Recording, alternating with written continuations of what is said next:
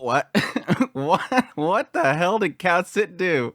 Okay, that was completely left field. I'll take it. I assume there was some reason that there was going to be something about Calcit that's going to be like super OP. She kind of just seems like she's always like the mysterious person that has a little bit too much information about the past that doesn't want to reveal anything. I mean, that's the whole thing with her and Amiya when she's talking to the doctor, that there's something special about Amiya. Keep an eye on her. I'm trusting you. She's obviously like, I don't know, probably like secretly the big dog of the past. And this episode definitely opened that door wide open.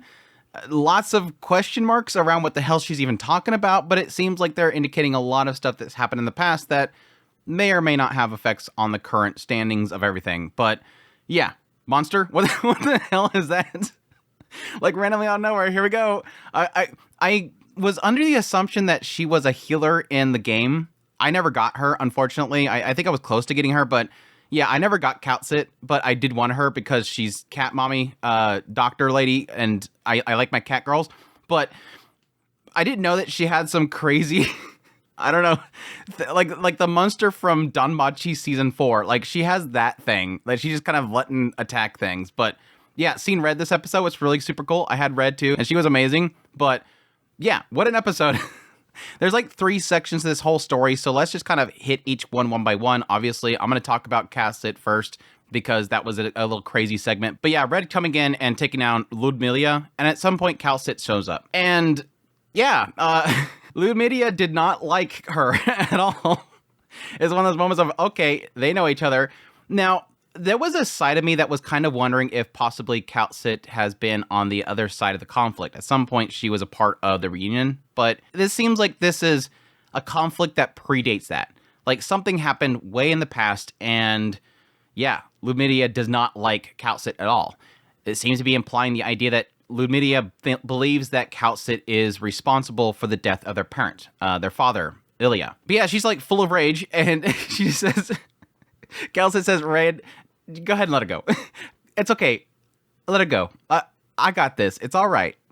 And yeah, completely gets wrecked by this monster thing that Calcit sums up, which, I don't know. The whole thing with the monster really honestly does sort of bend out of everything that I understand about the logics of this world so far.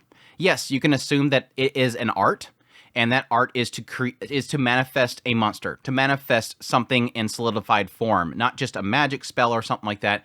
This is something that summons something. It's not too far of a stretch to believe there's different types of arts, and one of those can be a golem of sorts that you can create. Now, with the comments made about this whole sarcophagus and everything, maybe that's some sort of demon or something that she's controlling. It seems like Ludmilla's position, what are you? She's like questioning, what are you? So it seems to at least imply this idea that what Calcit is using, this monster, isn't normal. But what arts is normal? It seems like whenever they do run into a situation where somebody has some sort of art, they're confused by it. They don't know how to handle it because it's not like everybody has the same arts. It's like Mephisto. What Mephisto used, most people are be like, what, you can do that? That's weird. So it could be just another art. It could be something that Calcit herself has created through science. I'll be curious to find out more of it. But yeah, after defeating her, it seems like Calcit goes this whole explanation about exactly what happened, which is hard for Ludmilla to really kind of accept because this seems to be going completely counter to what she's kind of built herself around. I want revenge. I want to kill everybody that was involved in my father's death. And what Calcit is saying is, you got the wrong targets. And yeah, you can go around and kill everybody, but what is that going to prove? What is that going to change? Currently, you're not really doing that. What you're currently doing is just doing the bidding of what I assume, Talada. You're doing Talada's bidding. You're her puppet. What exactly have you accomplished? Even pointing out they killed Misha and Alex's father. What has that gained? What is this revenge? What is this rampage you've gone through? What has it proven? And how the path of violence is just going to lead you to the death by violence. It's a good... It is kind of one of those things where, and on one half, it seems like Calcit is explaining the situation that it's not what they think it actually is. But additionally showing that, yes, and what you're doing, even if you think it's all our fault, even if you want to go around and kill us all, heck, even infect us all, what have you gained? What have you accomplished? What did you gain when you killed Sergei? What did you gain from that? It's an important question. And I think that's, again, the reason why it seems like Lamilia is like, I don't want to accept this. Shut up. Stop saying things. Stop talking logic. I don't want your logic. And yes, technically on the other side could believe that everything she's saying is a lie.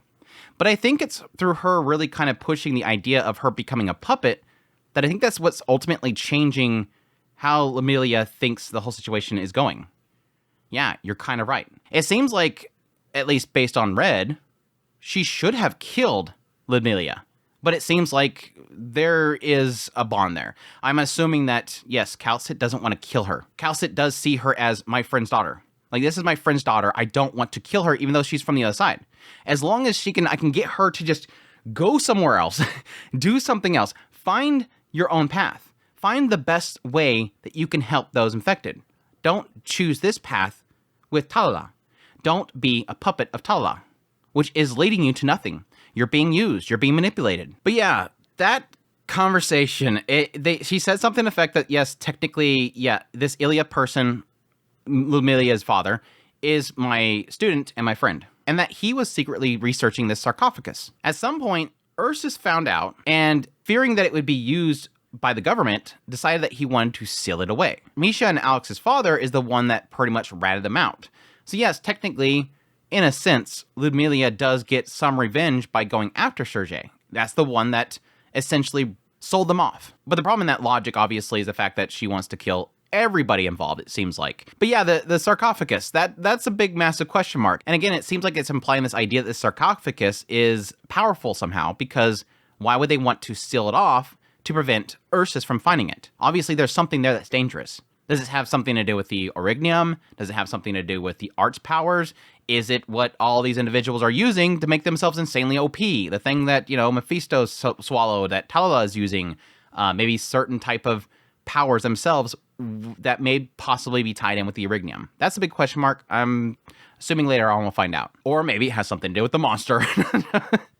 It might. But yeah, that stuff was crazy. The fight itself was crazy. Monster's crazy. Calcit is massively OP, and it makes me like Calcit more, and more sad that I never got Calcit. Other than that, on the other side of the battlefield, we have Amiya, Blaze, and Greythroat, which a lot of that seems to be emphasizing what this misunderstanding was between Blaze and Greythroat, which, yay, we finally get that answered. Last episode, we had this little kind of issue between the two of them. They weren't happy-go-lucky friends. I kind of assumed it was something to do with how they see the battlefield, because it implied they were from the battlefield. But yeah, that does seem to be the case, because apparently they were all hanging out with Ace at some point, which, nice callback to Ace.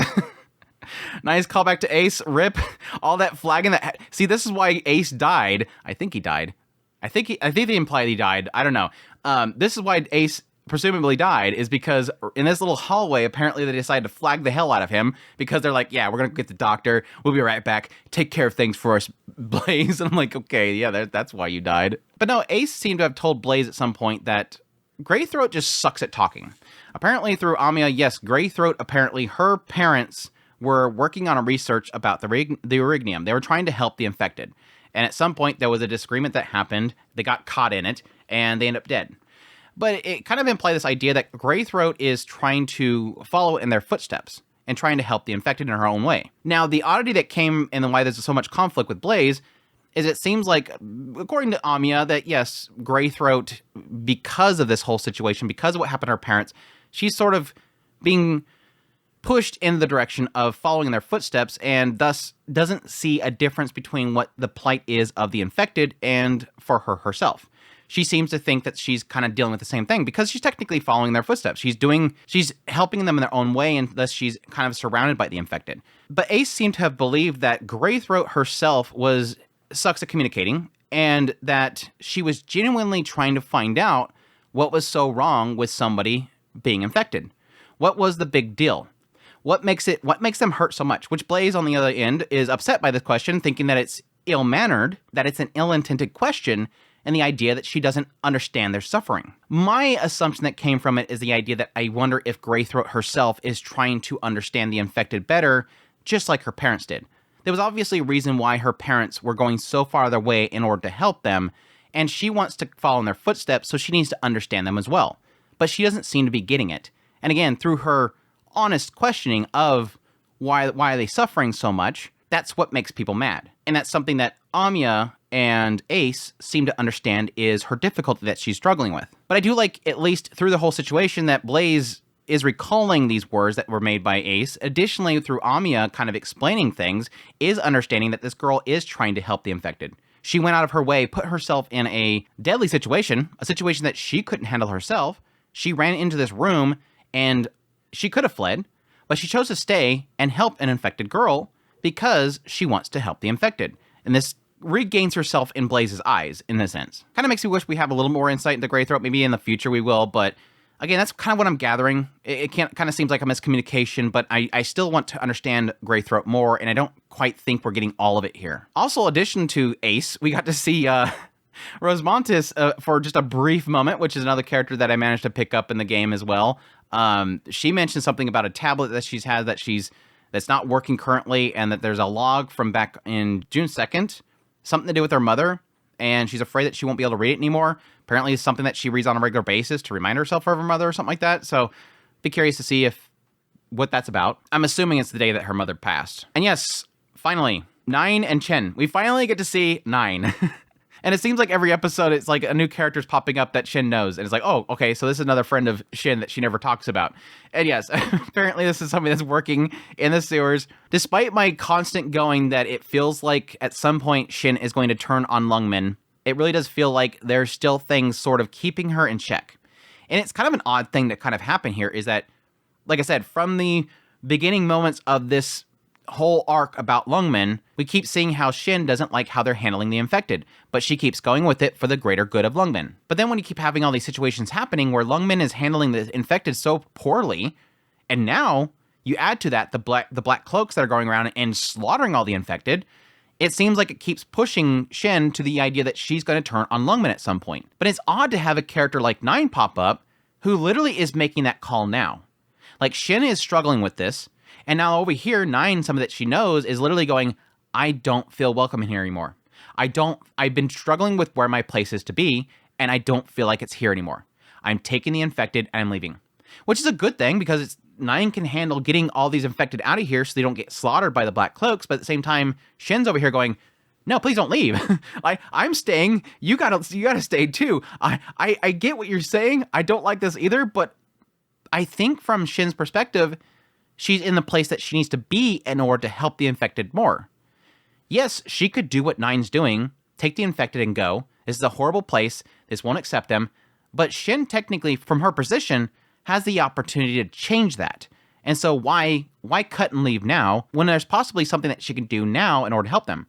And it seems like she's hinting at the idea of flushing out the Black Cloaks and taking them out herself, which would be funny.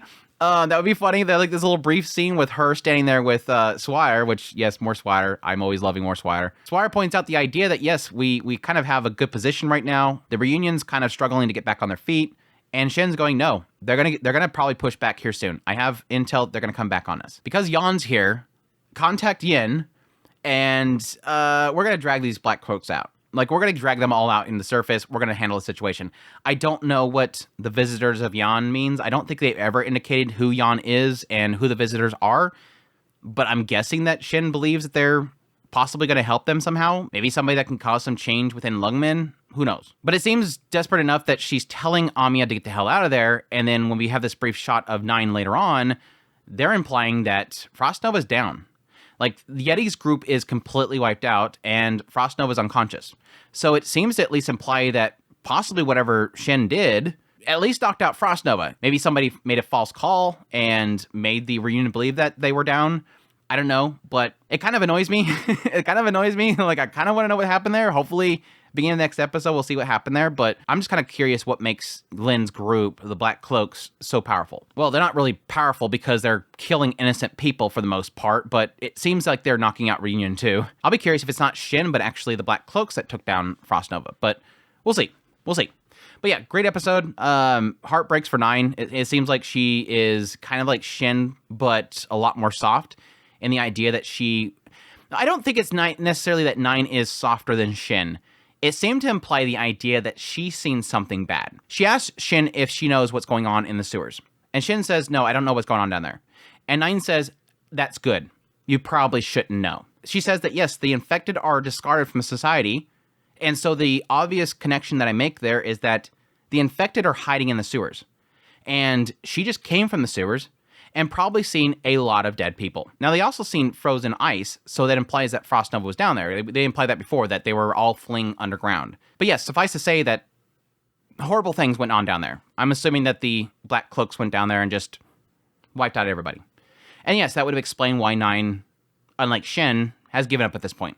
Like, no, this is disgusting. Shin has seen the bloodshed, but probably not to that magnitude. Anyways, yeah, another episode to solidify that Lungmen is terrible. Lungmen is a horrible place. But anyhow, that's my thoughts on episode... What episode is this? 6? I think it's 6. Episode 6. We have 2 more episodes. Episode 6 of Arknights, Perish and Frost. Hope you guys enjoyed this video. As always, if you did, make sure that like button down below. Comment. Let me know what you thought of the episode. And yes, no spoilers as always. Additionally, if you're new to the channel, make sure that subscribe button, subscribe my content, and news, reviews, first impressions, top list. If it's anime, it's pretty much here. Additionally, if you want to support the channel more, I have Patreon link, tips, link, super thanks, membership button down below. Greatly appreciate what it does. And y'all take care.